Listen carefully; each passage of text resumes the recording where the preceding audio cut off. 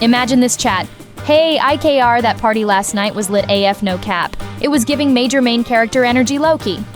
A Gen Z just sent that. Now imagine a millennial staring at their screen, a single bead of sweat rolling down their forehead thinking, I know. Right. Okay, I got that part, but what does lit AF no cap even mean, and what is giving doing there? Is it giving a gift? The language of the internet evolves so fast that it often feels like two generations are speaking two entirely different languages. From lol to iykyk, digital slang isn't just shorthand, it's a window into a generation's soul. Welcome to GENSHIFT and our deep dive into talk, like a Gen Z slang and language evolution online. If you've ever felt completely lost in a conversation with someone from another generation online, hit that like button. And if you're ready to finally master the art of talking fluent Gen Z, definitely subscribe. Acronyms and abbreviations from LOL to IKR. Let's start with the basics, the acronym. For decades, online shorthand has been the bedrock of digital communication. However, the evolution from the simple acronyms of the early internet to the nuanced codes of today tells a story about how our relationship with technology has undergone a fundamental change. It's a journey from pure function to social artistry. For millennials who came of age with dial-up and SMS character limits, acronyms were a tool of necessity. Think of the classics, LOL, OMG, and BRB. Born from technological constraints, like 160-character text, their purpose was to convey information quickly and efficiently. These terms were direct and unambiguous. LOL meant you were laughing. BRB meant you were leaving. This reflects the early internet's role as a functional tool with language designed to overcome the medium's limitations. For Gen Z, the constraints are gone, but acronyms are more popular than ever. Terms like IKR, I know right FR for real, and the gatekeeping king iykyk, if you know, are not about saving characters, they're a stylistic choice.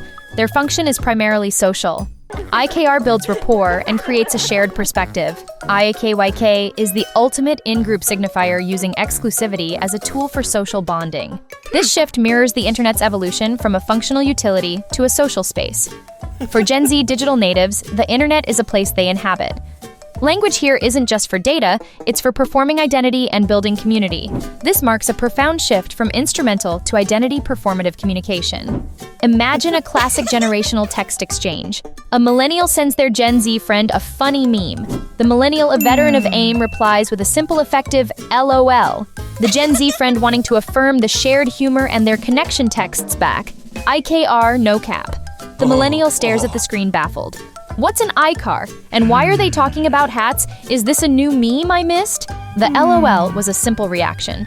The IKR was an invitation to a shared moment, a subtle act of community building that unfortunately got lost in translation. This evolution of shorthand shows how digital fluency has become a measure of social belonging.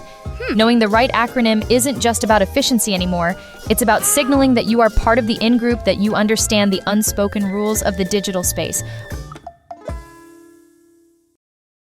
Wordplay and aesthetic slang, from on fleek to it's giving. Beyond abbreviations, how did entire words and phrases change? This next category reveals a deep shift in generational values, moving from a focus on external validation and tangible achievements to a world defined by internal subjective experience and, for lack of a better word, vibes. Millennial slang reflects a generation navigating adulthood publicly on early social media. Terms like on fleek, flawless squad goals, aspirational friends, and the verb adulting, performing grown-up duties are about external, observable, and often aspirational states. They're about looking good and successfully doing what society expects. Gen Z's lexicon, in contrast, captures something more internal and subjective. Think of it's giving, a phrase describing a specific vibe. Slay, doing something exceptionally well with confidence. Bet, a simple affirmation. And Riz, innate charisma. Terms like bussin', excellent, or mid-mediocre are swift subjective judgments. This reflects a psychological shift from achieving external standards to articulating an internal vibe. Gen Z's slang is also grammatically more innovative. While millennial terms fit existing structures, Gen Z terms create new ones. It's giving is a revolutionary piece of syntax repurposing a verb to require an unspoken object. This is a form of code meshing, blending linguistic rules to create new expressions, signaling a generation comfortable with ambiguity and linguistic play, a direct result of remix culture on platforms like TikTok. Picture this: A Gen Z creator posts a fit check video of their new outfit on TikTok. The caption reads, "This look is giving main character energy, no cap." A well-meaning millennial trying to connect comments. "Wow, your eyebrows are on fleek." The Gen Z creator sees the comment and has a small internal cringe. On fleek feels dated like a relic from the early Instagram era. The millennial was complimenting a specific perfect detail. The Gen Z creator was describing a holistic internal feeling of vibe. The communication didn't fail, but the generational fingerprints were all over it. This category of slang reveals a fascinating shift in cultural values. The move from the language of outward perfection, on fleek, to the language of internal feeling, it's giving, suggests a move away from external validation towards a greater emphasis on authenticity and subjective experience. Emoji and meme language, pixels of emotion and irony. If you want to see the generational divide, look no further than the visual vernacular. The way millennials and Gen Z use emojis, memes, and GIFs isn't just a difference in preference. It represents a cognitive shift in communication itself, from linear text-based processing to holistic context-based interpretation. Millennials were the pioneers of emoji use in the West, adopting them to add back the emotional nuance that text-only communication stripped away. Their usage is often literal and earnest. The emoji means, "I'm laughing." The emoji means, "okay," or "sounds good." These emojis function like punctuation, clarifying or enhancing the tone of the words around them. They are a supplement to the text.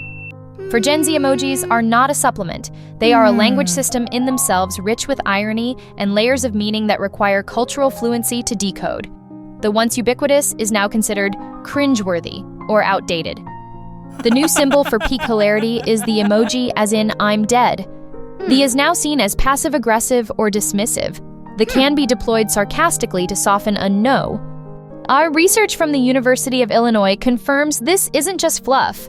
Our brains process ironic emojis in the same way they process verbal irony, showing a specific brainwave pattern known as the P600 effect, which is associated with reinterpreting meaning. This isn't just about pictures. This is about a fundamental shift in communication. Memes and reaction GIFs have become their own forms of visual language. Linguists and semioticians describe memes as cultural units, or a form of visual rhetoric that operate on intertextuality, the blending of different cultural references. To get a meme, you need to understand its history and context. Reaction GIFs function as a type of digital paralanguage, a stand-in for the body language and nonverbal cues we use in person. They convey complex, exaggerated emotions in a single looping clip. A millennial manager sends a message to their Gen Z intern, "Hey, can you get that report to me by EOD, thanks?" The intern, swamped with work, replies simply, "No." The millennial manager is stunned. Is this insubordination a joke? The intern, however, was using a coded piece of Gen Z etiquette. The sarcastic heart is a way to say no, while attempting to soften the blow and maintain a friendly, albeit ironic, rapport. To the millennial, it's confusing. To the Gen Z intern, it's perfectly normal communication. Language is becoming more visual, more layered, and more dependent on shared cultural context. To be digitally literate in 2025 means more than just knowing how to type. It means being able to read these complex, multimodal messages holistically, understanding the image, the text, the cultural reference, and the ironic intent all at once. We've decoded some serious slang. But how fluent are you? Drop your favorite Gen Z slang term you've successfully used, or your most confusing millennial slang moment. And tell us, how many of these terms did you know? Share your score below. Cultural commentary and internet-native slang from adulting to SaaS. Slang has always been a mirror to the times, but online it's more like a high-definition real-time diary of a generation's anxieties, critiques, and cultural obsessions. The words that stick are the ones that perfectly encapsulate a shared experience. But where these words come from is just as important as what they mean. Millennial slang often captures the specific anxieties of a generation that came of age during an economic recession and the dawn of social media. The term adulting isn't just about paying bills, it's a commentary on the struggle to meet traditional adult milestones in an era of precarity. FOMO, or fear of missing out, is a direct psychological response to the new reality of seeing everyone's curated highlight reels on Instagram and Facebook.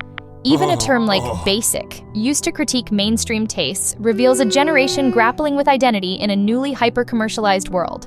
Gen Z's slang often feels more pointed, born from gaming culture, social commentary, and a native understanding of internet dynamics. OK Boomer became a globally recognized, if blunt, tool for dismissing perceived out-of-touch perspectives from older generations. The word sus, short for suspicious, was rocketed into the mainstream by the social deduction game Among Us, reflecting a culture steeped in irony and a constant questioning of others' authenticity. Terms like simp or riz serve as direct commentary on modern dating dynamics and gendered behavior online. Here we have to address a critical point. Many of the words that have become synonymous with Gen Z slang did not originate with Gen Z. A significant portion of this vibrant lexicon comes directly from African American Vernacular English, or AAVE, as well as from Black, queer, and ballroom culture. Terms like slay T-wig, period cap, no cap, and bussin' have deep roots in these communities. The process of linguistic diffusion online is now hyper-accelerated. A term originates within a specific culture, gains traction on platforms like Black Twitter or among Black creators on TikTok, and is then picked up by the algorithm and disseminated to a global mainstream audience.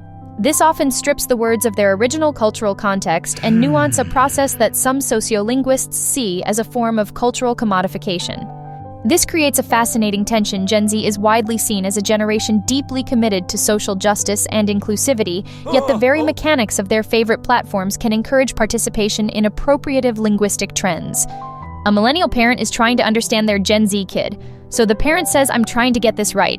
If something is good, it's lit." The Gen Z kid's sighs. No one says lit anymore. It's bussin', or it slaps, or you just say W. The parent asks, "And where did all these words come from?" The kid shrugs. "I don't know." TikTok. The exchange highlights not just the speed of change, but the disconnection from origin that happens when language spreads like wildfire online. Slang is more than just fun words. It's a tool for building identity and sometimes for social critique. But it also serves as a case study in how culture moves in the digital age, where the lines between appreciation, adoption, and appropriation are constantly being negotiated in real time. The fast lane of language, TikTok's impact, and linguistic velocity. If the internet accelerated language change, platforms like TikTok have strapped a rocket to it. The unique architecture of short-form video has created a hyper-fast cycle of slang creation, adoption, and obsolescence, fundamentally changing our relationship with language itself. TikTok is essentially a global slang incubator. Its powerful, algorithmically driven content discovery, combined with the format's emphasis on brevity, viral sounds, and remix culture, means a new term can achieve worldwide recognition in a matter of days. Before the internet, slang spread slowly through subcultures and media. Now a single viral video can introduce a new word to millions overnight. This has created what we can call an incredibly high linguistic velocity. The lifespan of a slang term is shorter than ever. A word can be everywhere one week and considered shuji, a Gen Z term, for outdated the next. This high-velocity environment has given rise to fascinating linguistic innovations. One of the most significant is algo speak, the creation of code words to evade automated content moderation filters. Because algorithms might flag words related to violence, self-harm, or other sensitive topics, users have invented creative replacements. Unalive is used for kill or suicide. Mascara has been used as a code for sexual assault.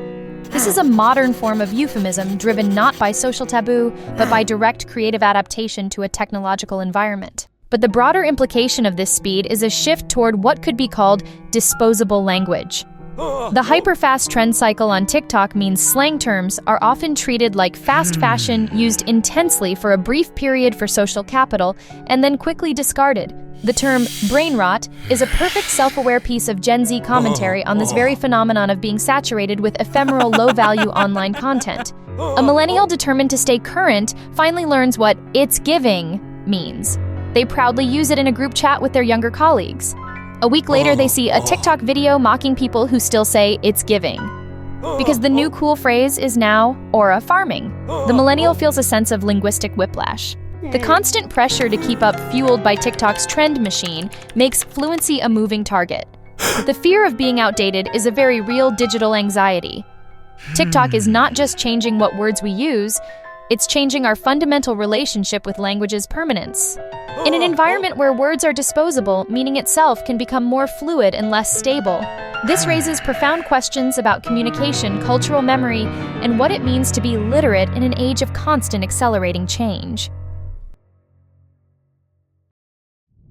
Conclusion and recap. So, what have we learned? The evolution of online slang is more than a simple timeline of funny words. It's a story of technology, culture, and psychology all shaping how we connect.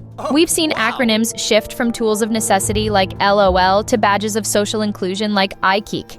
We've watched aesthetic language move from describing external perfection with on fleek to capturing an internal vibe with it's giving. And we've witnessed visual communication become a complex, ironic language of its own, where a symbol can be a declaration of passive-aggressive war. Language has always been a living, breathing thing, constantly reshaped by the world around it. The internet and platforms like TikTok have simply put that process into hyperdrive.